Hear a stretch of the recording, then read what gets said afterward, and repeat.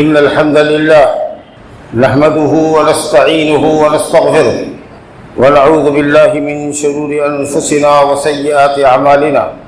من يهده الله فلا مضل له ومن يضلل فلا هادي له. وأشهد أن لا إله إلا الله وحده لا شريك له وأشهد أن محمدا عبده ورسوله. يا أيها الذين آمنوا اتقوا الله حق تقاته ولا تموتن إلا وأنتم مسلمون. يا أيها الناس اتقوا ربكم الذي خلقكم من نفس واحدة وخلق منها زوجها وبث منهما رجالا كثيرا ونساء واتقوا الله الذي تساءلون به والأرحام إن الله كان عليكم رقيبا. يا أيها الذين آمنوا اتقوا الله وقولوا قولا سديدا يصلح لكم أعمالكم ويغفر لكم ذنوبكم ومن يطع الله ورسوله فقد فاز فوزا عظيما. أما بعد فإن خير الحديث كتاب الله وخير الهدى هدى محمد صلى الله عليه وسلم وشر الأمور محدثاتها وكل محدثة بدعة وكل بدعة ضلالة وكل ضلالة في النار. أعوذ بالله من الشيطان الرجيم. وسارعوا إلى مغفرة من ربكم وجنة عرضها السماوات والأرض أعدت للمتقين. وقال النبي المصطفى صلى الله عليه وسلم ما العمل في أيام أحب إلى الله من هذه ما العمل في أيام أحب إلى الله من هذه العشر. قالوا ولا الجهاد؟ قال ولا الجهاد إلا رجل خرج يخاطر بنفسه وماله. رواہ البخاری فی صحیح. بزرگوں اور دوستوں، سال کے افضل اور اللہ کی نگاہ میں محبوب ترین عشرے کی دہلیز پر ہم اس وقت کھڑے ہیں. میری مراد عشرہ ذی الحجہ سے ہے، جو عنقریب ہم پر سایہ فگن ہوگا. دنیا کے دوسرے ملکوں میں آج ذی الحجہ کی پہلی تاریخ ہے. ہمارے یہاں انشاءاللہ آج نیت ہوگی، کل پہلی ذی الحجہ ہوگی. اللہ سبحانہ و تعالیٰ کا فضل اور احسان ملاحظہ کیجیے کہ اس نے اپنے مطیع و فرمانبردار بندوں کو ایک نیکی پر کم از کم 10 گنا اور زیادہ سے زیادہ 700 گنا ثواب دینے کا وعدہ فرمایا ہے. ایک نیکی آدمی کرتا ہے تو کم سے کم 7 گنا، 10 گنا اور زیادہ سے زیادہ 700 گنا ملتا ہے. اس کے بعد بھی اللہ رب العالمین اخلاص اور للہیت کی قوت کو دیکھتے ہوئے چاہے تو اس کے آگے بھی ثواب بڑھائے. لیکن 700 نے کیا ہے سوائے روزے کے کہ اس کی نیکی کی حد بندی اللہ نے نہیں فرمائی. لیکن گناہ ایک گناہ ہی ہے، لیکن نیکیوں میں حد درجہ بڑھوتری ہے. دہائی اور سینکڑوں میں اللہ تعالیٰ نیکیوں کی بڑھوتری فرماتا ہے. اس سب کے باوجود اللہ رب العالمین نے اپنے مطیع و فرمانبردار بندوں کے لیے عبادت کے خاص مواسم بھی مقرر کیے ہیں، خاص مہینے اور ایام بھی مقرر کیے ہیں جن میں اعمال بہت زیادہ عظیم المرتبت اور اللہ کے نزدیک محبوب ترین ہو جاتے ہیں. انہی ایام میں سے عشرہ ذی الحجہ ہے جو عنقریب ہم پر سایہ فگن ہونے والا ہے. خوش نصیب ہے وہ انسان جو زندگی کے ایام کو غنیمت سمجھ کر زیادہ سے زیادہ نیکیوں کا توشہ آخرت جمع کر لیتا ہے. زندگی گزر رہی ہے، بہت تیزی سے گزر رہی ہے. رات دن ایک دوسرے کے پیچھے لگے ہوئے ہیں. اس تیزی سے مہینہ اور سال گزرتا ہے کہ پتہ ہی نہیں چلتا. عمر ہماری گزر رہی ہے، ہم ہر لمحہ اپنی موت سے قریب ہو رہے ہیں. لیکن جس رفتار سے زندگی گزر رہی ہے، افسوس یہ ہے کہ اس رفتار سے ہم نیک عملوں کو انجام نہیں دے رہے. غفلت میں پڑے ہوئے ہیں، دنیا سمیٹنے میں لگے ہوئے ہیں. ہماری زندگی کا مقصد عظیم دنیا کمانا بن گیا ہے، جبکہ ہماری حیثیت اس دنیا میں صرف اس مسافر کی ہے جو دوڑالی سفر کسی سایہ دار درخت کے نیچے کچھ دیر کے لیے آرام کرنے کے لیے رک جاتا ہے اور پھر جیسے ہی تازہ دم ہوتا ہے اپنی منزل کے لیے رواں دواں ہو جاتا ہے. ہماری منزل آخرت ہے، دنیا ہماری گزرگاہ ہے، یہ ہماری منزل نہیں ہے. ہمارا مقصد جنت پانا ہے، دوزخ سے بچنا ہے، اس کے لیے اللہ رب العالمین نے ہم کو دنیا میں بھیجا ہے۔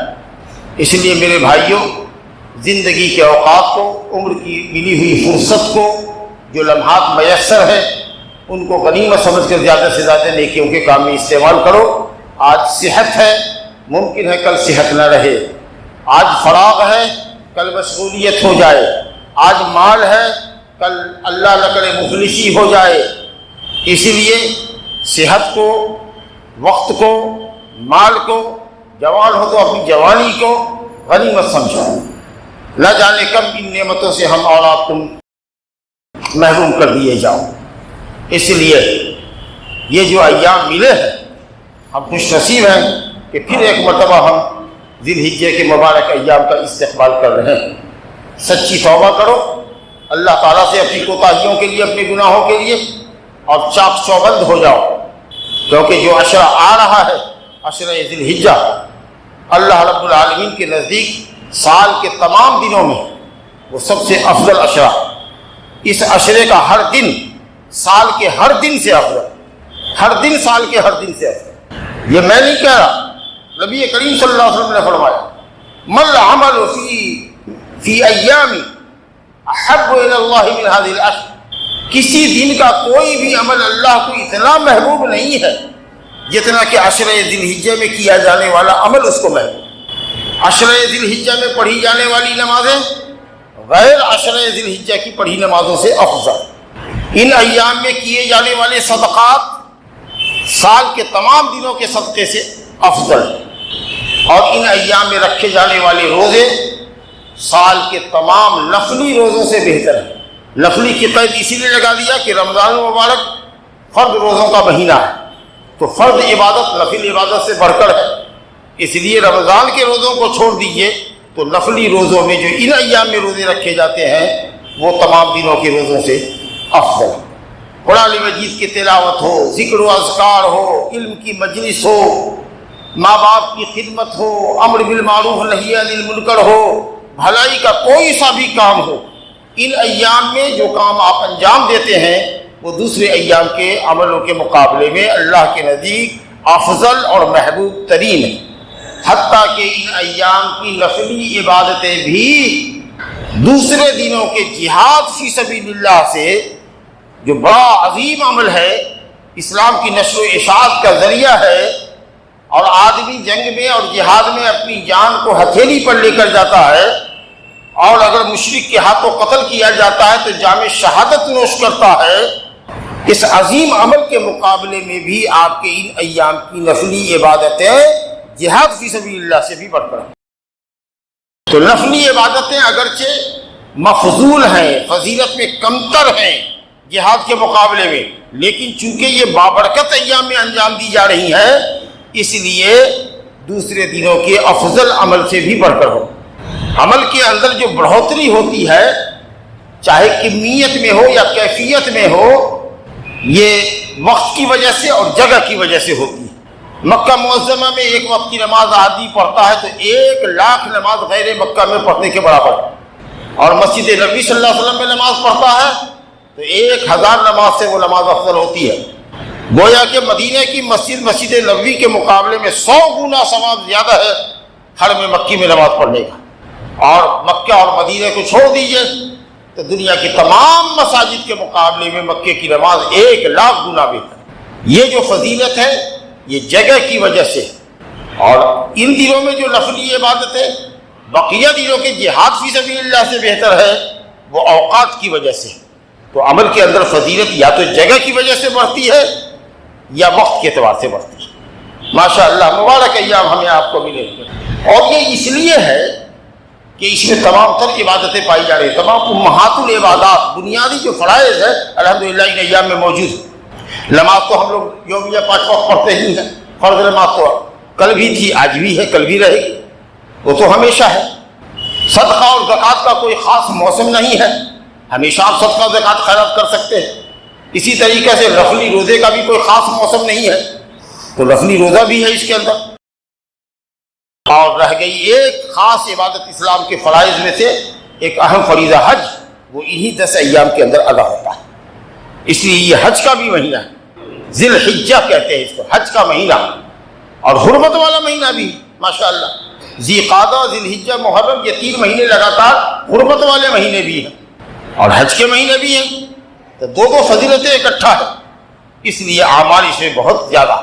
اور کیا کہنا، جو لوگ مکے میں ہیں، مدینے میں ہیں، ان کو جگہ کی بھی فضیلت حاصل ہے، وقت کی بھی فضیلت حاصل ہے۔ حضرت جابر بن عبداللہ انصاری رضی اللہ عنہ کہتے ہیں کہ اللہ تعالیٰ نے قرآن مجید میں سورہ فجر میں جن 10 راتوں کی قسم کھائی ہے، والفجر ولیال عشر، قسم ہے فجر کی، یعنی نماز فجر کی، اور قسم ہے 10 راتوں کی۔ 10 راتوں سے مراد ذی الحجہ کی یہ 10 دن ہیں۔ رات بولے تو دن رات دونوں مراد ہے، دن بولے تو دن رات دونوں مراد ہوتا ہے، یعنی یہ 10 دن جو ہے، اور ان سے لگے ہوئے جو ایام ہیں، ایام تشریق، وہ بھی انشاءاللہ اس فضیلت میں شامل ہے۔ تو اللہ نے قسم کھائی ہے ان 10 دنوں کی عظمت کو بیان کرنے کی۔ اور ابھی آپ نے نبی صلی اللہ علیہ وسلم کی حدیث سنی کہ ان دنوں میں کوئی بھی عمل جو آپ انجام دیتے ہیں وہ سال کے تمام دنوں سے افضل ہے، اس لیے ان ایام کو غنیمت سمجھیے اور زیادہ سے زیادہ اس بات کا اہتمام کیجیے کہ نماز با جماعت پڑھیں اور کوشش کریں کہ پہلی صف میں جگہ ملے، اس بات کی کوشش کیجیے۔ جیسے رمضان کے اندر آپ کی عبادت کا شوق بڑھ جاتا ہے، اس سے زیادہ شوق بڑھ جانا چاہیے آپ کا اس عشرے کے اندر، کیونکہ یہ جو 10 دن ہے رمضان کے دنوں سے بھی افضل، شوقیہ نہیں، یہ جو 10 دن ہے یہ رمضان کے دنوں سے بھی افضل۔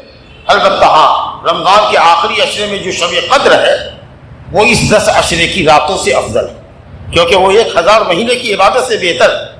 تو رات کے اعتبار سے آخری ذی الحجہ کی تاخرات جو لیلۃ القدر ہے وہ افضل، اور دنوں کے اعتبار سے عشرہ ذی الحجہ رمضان سے افضل۔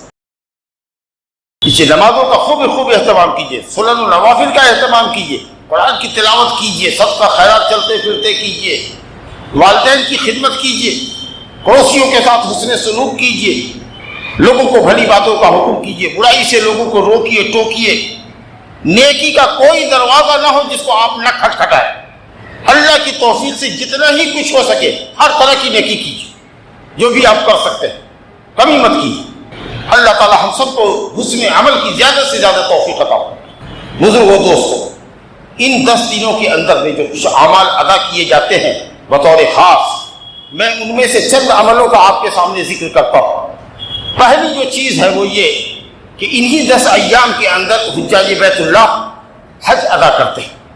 آپ سب جانتے ہیں، نہیں جانتے تو جانیے کہ حج کے ایام شروع ہوتے ہیں 8 ذی الحجہ سے، 7 تک، 8 تک جو آدمی پہنچے گا 7 تک وہ عمرہ بھی کر لے گا، حلال ہو جائے گا۔ 8 تاریخ کو تمام حجاج مینا نکلیں گے۔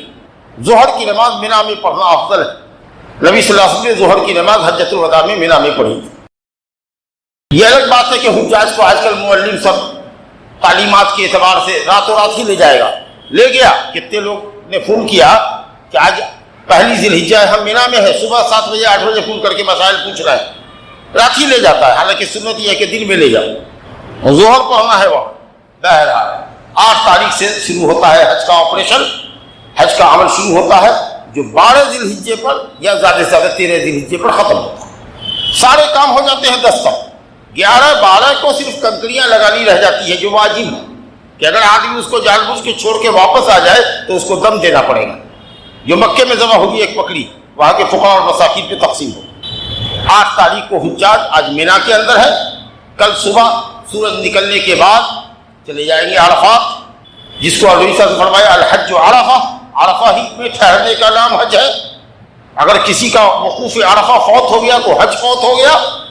دن بھر لوگ وہاں رہے گا، ظہر کی نماز کے ساتھ عصر کی نماز پڑھے گا، جمع بین الصلاتین، قصر کے ساتھ اور جمع کے ساتھ پڑھے گا، طویل اور جامع خطبہ امام دے گا، اس کے بعد اذان ہوگی، پھر اقامت ہوگی، ظہر 2 رکعت پڑھے گا، پھر اقامت ہوگی، لگے ہاتھوں عصر کی نماز پڑھ لی جائے گی اور حجاج فارغ کر دیے جائیں گے کہ مغرب تک اپنے خیموں کے اندر ذکر و دعا اور عبادتوں کے اندر مشغول ہو جاؤ۔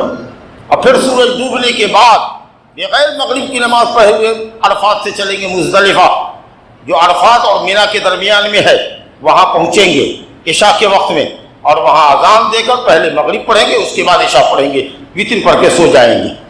پھر فجر کی اذان اول وقت میں ہوگی، جیسے ہی صبح صادق ہوئی اذان ہو گئی، اور 10 منٹ کے انتظار کے بعد فجر کی جماعت کر دی جائے گی، اور اس کے بعد لوگ اسی مزدلفہ میں یا مشعر حرام نامی ایک پہاڑ میں پر چڑھ کر کے جو چڑھنے والے ہیں قبلہ رخ ہو کر لمبی دعائیں کریں گے، اور جب راستہ دکھنے لگے گا آرام سے تو پھر وہاں سے چل کر کے مینا آ کے کنکری لگائیں گے جمرہ عقبہ، بال مڑوائیں گے، بال صاف کریں گے، حلال ہو گئے۔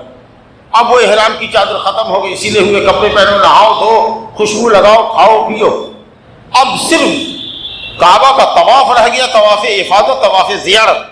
جب آپ 10 تاریخ کو یا 11 تاریخ کو جب بھی اپنی سہولت کے مطابق کعبہ کا طواف کر لیتے ہیں، صفا مروہ کی سعی کر لیتے ہیں، کیونکہ آپ متمتع ہیں تو اب آپ کے لیے بیوی بھی حلال ہو جاتی ہے۔ 10 تاریخ کو کنکری لگانے اور بال مڈوانے کے بعد حل اصغر ہو جاتا ہے، یعنی احرام کھول سکتے، خوشبو لگائیں گے، سلا ہوا کپڑا پہنیں گے، اور جب کعبہ کا طواف اور صفا مروہ کی سعی ہو جائے گی تو حل اکبر ہوگا، یعنی بیوی بھی حلال ہوگی۔ اب 11 کو 12 کو زوال شمس کے بعد، سورج ڈھلنے کے بعد تینوں پیلر کو کنکری لگانے کے لیے 7 یا 21 کنکری لے کے جائیں گے، اور 7 کنکری اللہ اکبر کہہ کر کے اس دائرے میں ڈال دینا ہے جو جمرہ ہے، جمرہ اولا ہے۔ اس کے بعد ہٹ کر کے بائیں طرف جائیے، قبلہ رخ ہو کے لمبی دعا کیجیے، وہ دعا کی قبولیت کا مقام ہے۔ پھر آگے دوسرے جمرے کو کنکری ماریے، پھر بائیں طرف جائیے، نشیب ہے، ڈھلوان ہے، بھیڑ بھاڑ نہیں ہو، اب قبلہ رخ ہو کر لمبی دعا کیجیے، اور پھر تیسرے جمرے کو کنکری مار کے رکنا نہیں ہے، وہاں سے بیک ہو جانا۔ یہ 2 دن 11 اور 12 کو مینا میں ٹھہرو، خوب اللہ کا ذکر کرو، گوشت کھاؤ، اللہ کا ذکر کرو، اور کنکری مار کر کے آ جاؤ۔ مسجد میں جا سکتے ہو تو ٹھیک ہے، وہاں جا کے باجماعت نماز پڑھو، نہیں ہے اگر دور خیمہ ہے تو اپنے خیمے میں جماعت کر لو، لیکن ساری نمازیں قصر کے ساتھ۔ یہ حج ہے، حج کا آپریشن ختم۔ یہ حج کیا ہے؟ اسلام کا اہم فریضہ ہے، اسلام کے واجبات میں سے زندگی میں ایک مرتبہ اللہ نے فرض کیا ہے، وحج البیت من استطاع الیہ سبیلا وللہ علی الناس حج البیت من استطاع الیہ سبیلا۔ جو جسمانی اور مالی اعتبار سے قوت رکھتا ہو وہ جائے حج کرنے کے لیے، اگر کوئی پیدل جا سکتا ہے تو پیدل جائے، اگر سواری ضروری ہے تو سواری کا خرچ مہیا ہو، زاد راہ مہیا ہو تو جائے۔ عورت کے لیے ضروری ہے کہ اس کے ساتھ اس کا محرم بھی جائے، شوہر جائے یا محرم جائے۔ تو اگر شرط پوری ہو گئی تو اس اہم فریضے کو ضرور انجام دیجیے، ٹال مٹول مت کیجیے، ٹال مٹول مت کیجیے۔ ہو سکتا ہے کہ زندگی وفا نہ کرے، ہو سکتا ہے کہ آپ کے اور حج کے ادائیگی کے درمیان موت عارض ہو جائے، ہو سکتا ہے کہ مفلوج ہو جائے آپ، ہو سکتا ہے کہ روپیہ پیسہ ختم ہو جائے، تو جیسے حج فرض ہو جائے اگر آپ بالغ ہو گئے تو جا کے حج کا فریضہ ادا کیجیے۔ یہ نہیں کہ بڑھاپے کا انتظار کیجیے کہ جب بوڑھے ہو جائیں گے تب ایک کے مرتبہ جا کر کے حج کریں گے، نہیں، جو عبادت جیسے فرض ہو اس کو پہلی فرصت میں ادا کرنا چاہیے۔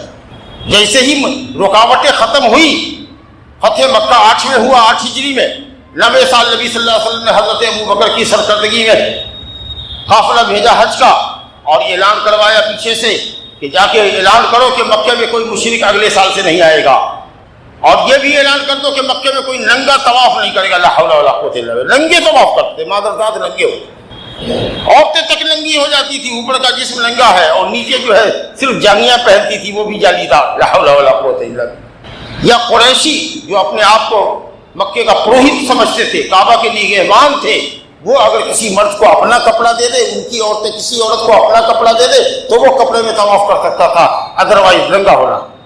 نیا کپڑا بھی پہن کر کے اگر طواف کرے گا تو طواف سے فارغ ہونے کے بعد اس کو وہیں پر مطاف میں اتار دیتا تھا، ننگے ہو کے نکلتا تھا باہر، لا حول ولا قوت الا باللہ۔ آپ نے کہا یہ سب بھی حیائی کے مناظر ختم کرو۔ جب معاملہ ختم ہو گیا، رکاوٹیں دور ہو گئی، تو 10 ہجری میں آپ صلی اللہ علیہ وسلم نے حج فرمایا، اور 11 ہجری کی ربیع الاول کو آپ دنیا سے چلے گئے، لاغ مفارقت دی۔ تو فریضہ حج تو قرآن و حدیث سے ثابت تھا، عملی طور پر نبی صلی اللہ علیہ وسلم نے حج کے فریضے کو انجام دیا، ایک ایک رکن کرتے جاتے تھے، ایک ایک عمل کرتے جاتے تھے، اور لوگوں کو کہتے تھے ایھا الناس خذوا عنی مناسککم، اے لوگوں حج کا طریقہ مجھ سے لے لو، لعلی لا احج بعد عامی ھذا، ممکن ہے کہ میں اس سال کے بعد حج نہ کر سکوں۔ تو یہ قولی اور عملی دونوں طریقے پر نبی صلی اللہ علیہ وسلم نے اپنی امت کے لیے حج کو واضح فرمایا ہے۔ جو حج کرتا ہے اللہ کے لیے، رضا الہی کے لیے، حاجی کہلانے کے لیے نہیں، اللہ کی رضا اور خوشنودی کے لیے کرتا ہے، سنت کے مطابق کرتا ہے، حج کے ایام میں بیہودہ باتوں سے پرہیز کرتا ہے، شہوانی باتوں سے پرہیز کرتا ہے، فسق و فجور کی باتوں سے اور کاموں سے پرہیز کرتا ہے، قسم اللہ کی وہ ایسے حج کر کے لوٹتا ہے گناہوں سے پاک صاف جیسے ماں کے پیٹ سے آج پیدا ہوا. من حج للہ فلم یرفث ولم یفسق رجع کیوم ولدتہ امہ، رواہ الشیخان عن ابی ہریرہ. نبی صلی اللہ علیہ وسلم کی صحیح حدیث ہے، مشہور حدیث ہے. اسی طریقے سے ابو ہریرہ رضی اللہ عنہ کی روایت ہے الحج المبرور لیس له جزاء الا الجنہ. حج مبرور وہی جو حج نیکیوں پر مشتمل ہو، جو رضائے الہی کے لیے ہو، جو سنت رسول کے مطابق ہو، اس کی جزا سوائے جنت کی اور کچھ. بڑی فضیلت ہے. حضرت عبداللہ بن عمر بن عاص رضی اللہ عنہ جب مسلمان ہوئے، صحیح مسلم کی روایت ہے، تو نبی صلی اللہ علیہ وسلم نے ان سے کہا اما علمتا، اے عبداللہ بن عمر، کیا تم نے نہیں جانا کہ ان الاسلام یہدم ما کان قبلہ وان الہجرۃ تہدم ما کان قبلہا وان الحج یہدم ما کان قبلہ. اسلام لانا سابقہ گناہوں کے، کفر کیا ہے، قتل کیا ہے، زنا کیا ہے، جو بھی گناہ کیا اسلام سے پہلے، اسلام لانے کے بعد سب گناہ اللہ معاف کر دے. کیا تم نے یہ نہیں جانا کہ ہجرت کرنا اللہ کے لیے گھر بار چھوڑ کر کے جانا، اگر ہجرت فرض ہو، واجب ہو، جس جگہ پہ آپ ہیں وہاں پر اللہ تعالیٰ کے دین پر عمل کرنا آپ کے لیے مشفار ترین ہو جائے، تو ہجرت کرنا ہے، ایسی زمین کی طرف رخ کرنا ہے جہاں آپ اللہ کا نام آزادی کے ساتھ لے سکے. یہ ہجرت بھی اتنا بڑا عمل ہے کہ تمام سابقہ گناہوں کو مٹا دیتا ہے، اور اسی طریقے سے حج بھی تمام سابقہ گناہوں کو مٹا دیتا ہے. اس لیے جو لوگ سستی کر رہے ہیں اور جن پر حج فرض ہے وہ بڑھاپے کا انتظار نہ کریں، اللہ کے فرض کو ادا کرنے میں جلدی کریں. دوسری جو خاص عبادت اس عشرے کی ہے تکبیر ہے. تکبیر شروع کر دیجیے. چاند نکل گیا تکبیر شروع ہو گئی. تکبیر مطلق اس کو کہتے ہیں. چلتے پھرتے، دکان میں، مکان میں، بستر پر، جہاں ہے اللہ اکبر اللہ اکبر، لا الہ الا اللہ، اللہ اکبر اللہ اکبر وللہ الحمد، اللہ اکبر اللہ اکبر اللہ اکبر کبیرہ. تیسری مرتبہ بھی کبیرہ لگا دیا. اتنی آسان تکبیر ہے کہ ہر پڑھا لکھا جاہل اس کو کہہ سکتا ہے. امام بخاری رحمۃ اللہ علیہ عبداللہ بن عباس سے لیذکر اسم اللہ فی ایام معلومات کی تفسیر میں نقل کیا ہے کہ حضرت عبداللہ بن مسعود کا حضرت عبداللہ بن عباس کہتے تھے کہ اللہ کا ذکر ایام معلومات میں کرو، اس سے مراد عشرہ ذی الحجہ ہے، اور ایام معدودات سے مراد ایام تشریق ہے، 11 12 13. تو گویا کہ پہلی ذی الحجہ سے لے کر کے چاند نکلنے سے لے کر آج جو چاند مغرب میں نکلے گا اس وقت سے لے کر کے 13 ذی الحجہ کے غروب آفتاب تک چلتے پھرتے ہم کو تکبیر کہنا ہے، بستر پر کرنا ہے، دکان مکان میں کرنا ہے. البتہ 9ویں تاریخ جس کو عرفہ کا دن کہتے ہیں ذی الحجہ، 9ویں تاریخ کی فجر کی نماز سے لے کے 13ویں کی عصر تک ہر فرض نماز کے بعد بھی تکبیر ہے. اس کو تکبیر مقید کہتے ہیں. تو ابھی نمازوں کے بعد تو نہیں ہے، چلتے پھرتے کیجیے، مطلق ہے، ہر وقت میں کیجیے، جب جہاں جب میسر ہو تب. گاڑی پہ چل رہے تکبیر کہہ رہے ہیں، بستر پر لیٹے ہوئے تکبیر کہہ رہے ہیں، دکان میں بیٹھے ہوئے گراہک نہیں ہے تکبیر پڑھ رہے ہیں، اللہ اکبر.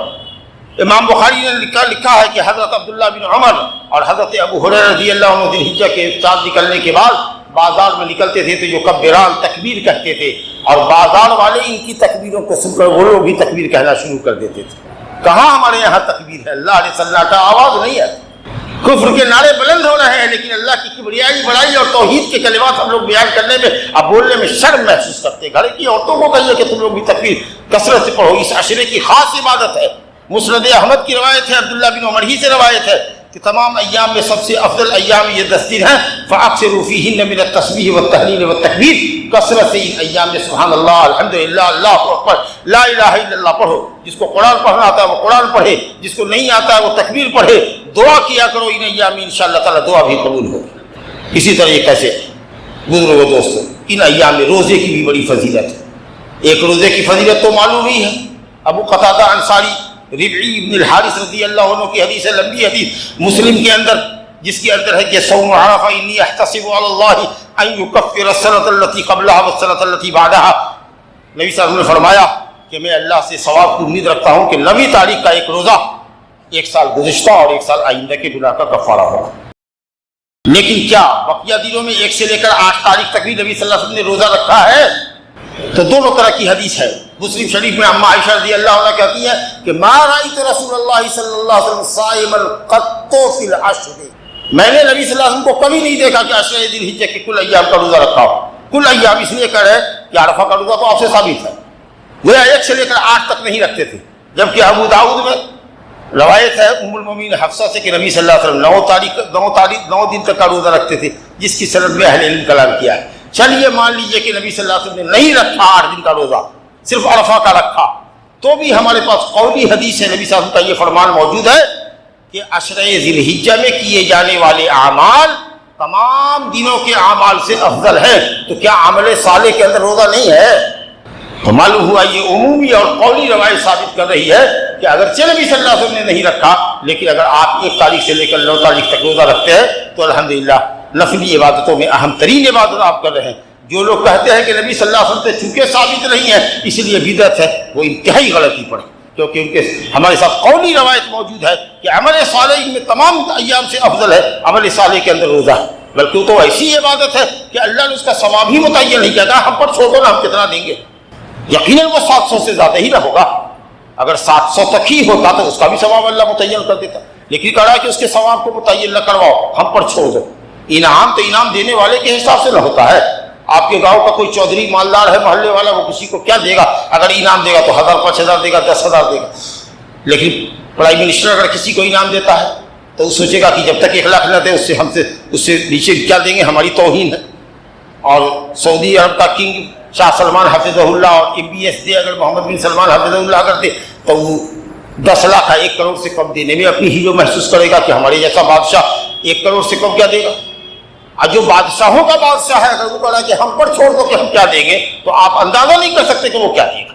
یہ تو وہ عبادت ہے روزہ، تو اس لیے روزہ بھی کثرت سے رکھیے، اور نہیں تو کوشش کیجیے کہ عرفہ کا روزہ نہ چھوٹنے پاوے، لیکن اگر آپ اس کو بھی چھوڑ دیجیے گا تو کوئی گناہ نہیں ہوگا، کیونکہ یہ صرف نفلی عبادت ہے۔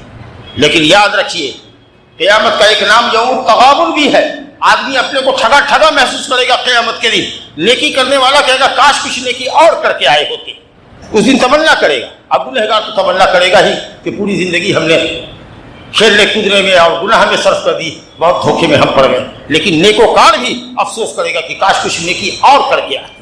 تو آج موقع ہے تو بغلے جھانکتے ہو، کل افسوس کرو۔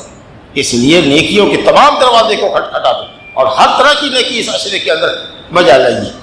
اسی طریقے سے جیسا کہ میں نے پہلے بھی کہا کہ کثرت سے آپ جو ہے سو درود پڑھیے، صدقہ خیرات کیجیے، تلاوت کیجیے، ذکر و اذکار کیجیے، جو بھی نیکی اور بھلائی ہے وہ کثرت سے کیجیے۔ اور اس عشرے کی یہ خاص عبادت کیا ہے؟ قربانی کرنا۔ حجاج کرام بھی حج ہی دیتے ہیں، قربانی کرنے والے جو حجاج ہیں وہ جو حج قارن ہو، حج قران کرنے والا ہو، عمرہ حج دونوں کی نیت کر کے مکے پہنچا ہو، یا جیسے کہ عام دنیا کے لوگ پہنچتے ہیں حج تمتع کی نیت سے، عمرہ کی نیت سے پہنچتے ہیں اور عمرہ کر کے طواف صحیح اور بال چھوٹا کر کے حلال ہو جاتے ہیں، اور پھر 8 تاریخ تک حلال ہی رہتے ہیں، خوشبو لگاتے ہیں، سلا ہوا کپڑا پہنتے ہیں، بیوی کو استعمال کرتے ہیں، اور پھر 8 تاریخ سے 10 تاریخ تک کے لیے 2 دن 2.5 دن 3 دن کے لیے حج کا آپریشن شروع ہوتا ہے بس۔ تو تمتع والا اور قران والے پر قربانی ضروری ہے، اس کو حج ہی کہیں گے، حج الحج۔ اور ہم لوگ جو کرتے ہیں غیر حجاج، چاہے مکہ ہی والا کیوں نہ کرے، اگر وہ حاجی نہیں ہے تو اس کو اضحیہ کہتے ہیں، اضحیہ۔ اور آپ جانتے ہیں کہ یہ حضرت ابراہیم خلیل اللہ علیہ السلام کی اور حضرت خلیل اللہ محمد صلی اللہ علیہ وسلم کی سنت ہے۔ بعض اہل علم نے کہا کہ واجب ہے، اور اکثر اہل علم نے کہا کہ سنت مؤکدہ ہے، چاہے واجب ہو کہ سنت ہو، استطاعت کے باوجود اگر کوئی قربانی نہیں کرتا ہے تو یہ اس کا عمل انتہائی قابل نفرت ہے۔ استطاعت کے باوجود نہیں کرتا، یہ درجہ اس کی مال سے بخارت ہے اور عبادت سے عدم دلچسپی ہے اس کی۔ ایک حدیث ہے من وجد ساعة فلم يزاحف فلا يقربن مصلانا، حدیث مرفوع اور موقوف دونوں طریقے سے آئی ہے۔ بعض اہل علم نے کہا کہ ابو ہریرہ پر موقوف ہونا اس کا زیادہ صحیح ہے، اور حاکم نے، ذہبی نے اور دوسرے علماء نے کہا کہ نہیں، سند صحیح ہے، مرفوعاً بھی حدیث ہے۔ بہرحال موقوفاً و مرفوعاً دونوں آئی ہے۔ علامہ ابن حجر اسقلانی نے بلوغ المرام میں لکھا ہے کہ الموقوف اصح۔ تو بہرحال جس کی طاقت ہو، جس کو طاقت ہو قربانی کرنے کی اور وہ قربانی نہ کرے، تو آپ نے فرمایا دیکھیے کس قدر زجر و توبیخ ہے اور ڈانٹ ہے اور نفرت کا اظہار ہے کہ وہ ہماری عیدگاہ میں نہ آئے، ہمارے مصلی پہ نہ آئے۔ اس لیے خوش دلی سے قربانی کرو، اگر طاقت ہے، استطاعت ہے تو کرو۔ پیسہ ابھی نہیں ہے لیکن 1 مہینے کے بعد سیلری ملنے والی ہے، کسی سے اگر لے سکتے ہو تو لے کے کرو۔ لیکن غریب آدمی ہو، مزدور آدمی ہو، 300 روپیہ 400 روپیہ یومیہ کماتے ہو، بال بچے پر خرچ کر دیتے ہو، اگر ایک حصہ لیتے ہو بڑے جانور میں یا ایک بکرا لیتے ہو، 10-15 ہزار کا خرچہ ہوتا ہے یا 5 ہزار کا خرچہ ہوتا ہے، اور اس کو ادا کرنے میں بھی تمہارے لالے پڑ جائیں گے تو مت کرو، مت کرو۔ الحمدللہ تو مستطیع کو چاہیے کہ وہ قربانی کرے اور خوش دلی سے کرے۔ یہ قربانی کیا ہے؟ اللہ تعالیٰ کے دین کی علامت ہے۔ وَمَن يُعَظِّمْ شَعَائِرَ اللَّهِ فَإِنَّهَا مِن تَقْوَى الْقُلُوبِ، جو اللہ کے دین کی علامت ہو، قربانی کرنا بہت اہم عبادت ہے۔ اس کو اگر آپ انجام دیتے ہیں اور فرما جانور کرتے ہیں، قیمتی جانور کرتے ہیں، تو گویا کہ یہ آپ کے دل کا تقوی جھلکتا ہے اس میں۔ اللہ نے کہا کہ جو اللہ کے شاعر کی تعظیم کرے گا، جو اچھا فرما جانور، صحت مند خوبصورت جانور اللہ کے راستے میں قربان کرے گا، یہ اس کے دل کا تقوی ہے۔ مریل جانور مت کرو، لنگڑا جانور مت کرو، حرام ہے۔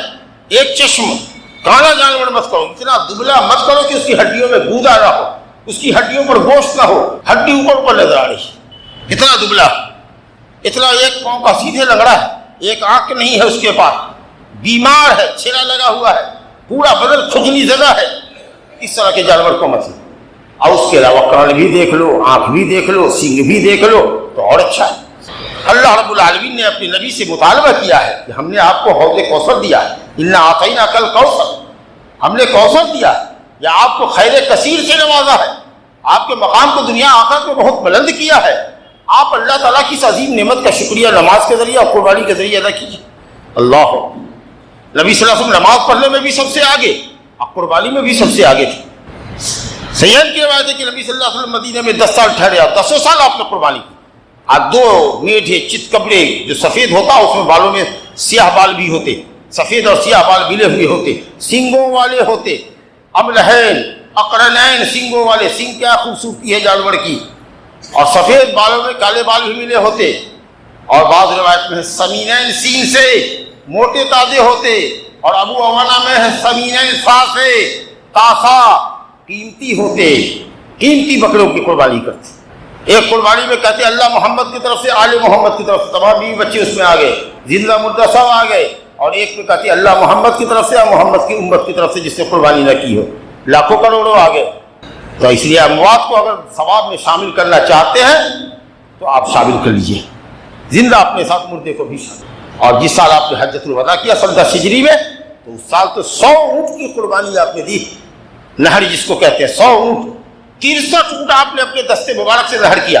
اونٹ کھڑا ہوتا ہے، اس کی اگلی بائیں ٹانگ بدھی ہوتی ہے، 3 پیر پر وہ کھڑا ہوتا ہے، اور بھالا سے اس کے لمبی گردن کے نیچے بھونکا جاتا ہے، پیوست کیا جاتا ہے تاکہ وہاں سے خون چھڑ چھڑ گرے، اور جب پورا خون گر جاتا ہے تو دھڑام سے زمین پر آ جاتا ہے۔ فَإِذَا وَجَبَتْ جُنُوبُهَا فَكُلُوا مِنْهُ وَالْبُدْنَ جَعَلْنَاهَا لَكُم مِّن شَعَائِرِ اللَّهِ فَاذْكُرُوا اسْمَ اللَّهِ عَلَيْهَا صَوَافَّ، 3 پاؤں پہ کھڑا ہو۔ فَإِذَا وَجَبَتْ جُنُوبُهَا، جب اس کے پہلو زمین پہ گر جائے تب گردن کاٹو، کھال نکالو اور گوٹیاں بنا۔ 100 اونٹ کی قربانی آپ نے کی، بتائیے کیسے سخی تھے آپ۔ 63 اونٹ اپنے ہاتھ سے کیا، اور 37 اونٹ کی کو نہر کرنے کے لیے آپ نے اپنا وکیل بنایا حضرت علی کو کہ اب میں چلتا ہوں، تم ذبح کر لینا، اور تمام جانوروں کی گوشت سے تھوڑا تھوڑا لینا، پکانا تاکہ گوشت شوربہ کھائیں گے، اور باقی چھوڑ دینا لوگوں کے۔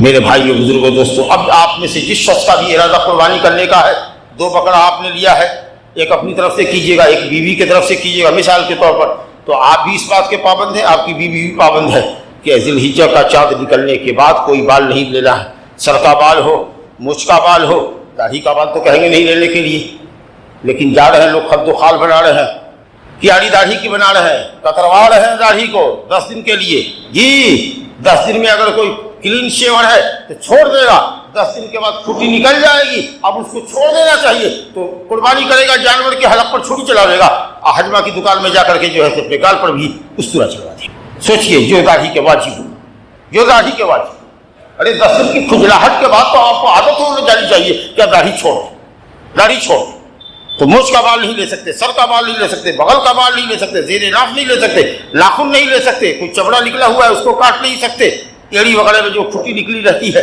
وہ سب آج کر لیجیے، جس کی طرف سے بھی قربانی ہونا ہے۔ لیکن اگر ہم ایک بکرا کرتے ہیں، کہتے ہیں اللہ میری طرف سے، میرے پوری انٹائر فیملی کی طرف سے، پوری فیملی کی طرف سے، تو صرف اس حکم کے پابند ہم ہیں، ہماری بیوی بچے کی وہ لے سکتے ہیں کیونکہ ہم نے ان کو ثواب میں شریک کیا۔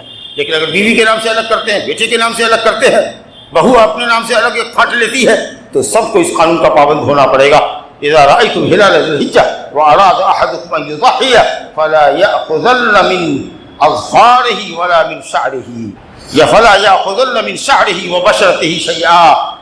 ذی الحجہ کا چاند نکلنے کے بعد قربانی کرنے کا جس شخص کا ارادہ ہو وہ اپنے بال، ناخن اور چمڑا نہ لے۔ ھذا وباللہ التوفیق، وصلی اللہ وسلم وبارک علی نبینا محمد وعلی آلہ وصحبہ اجمعین۔ اقول قولی ھذا واستغفر اللہ لی ولکم ولسائر المسلمین من کل ذنب فاستغفروہ انہ ھو الغفور الرحیم۔